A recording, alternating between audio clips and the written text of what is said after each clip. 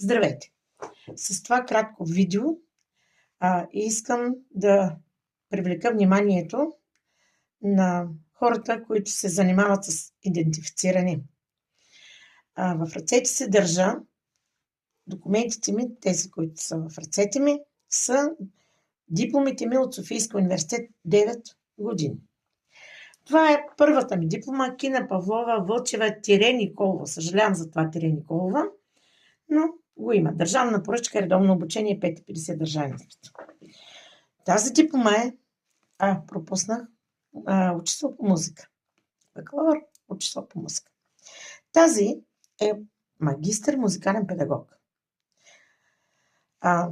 Тя е от 2017 година, само че да уточня във връзка с нея, че уверението беше на Кина Павлова Вълчева Николова, както тази диплома. Казвам го не случайно, защото има голямо значение за някой, когато започна работа или нещо такова. След което аз подадох молба и дипломата беше издадена на Кина Павлова Вълчева без Кора Николова.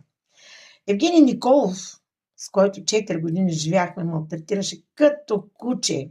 Беше ми щупил тази ръка, тази беше пукнал лявата, беше ми ударил окото вътрешни кръвоизливи, не виждам добре от тогава, беше ми избил 2 зъба и така нататък. Но няма да го осъди никой, той сам казва, че щял да ме уби. Няма да го съдя, защото брат му е съдия и Владиш напише членчи и да.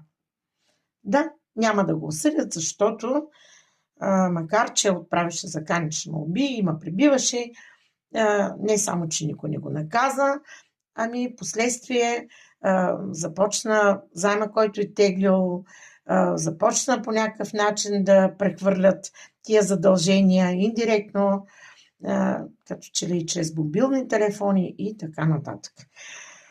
Така, тази диплома е за магистър теолог от 2024 година.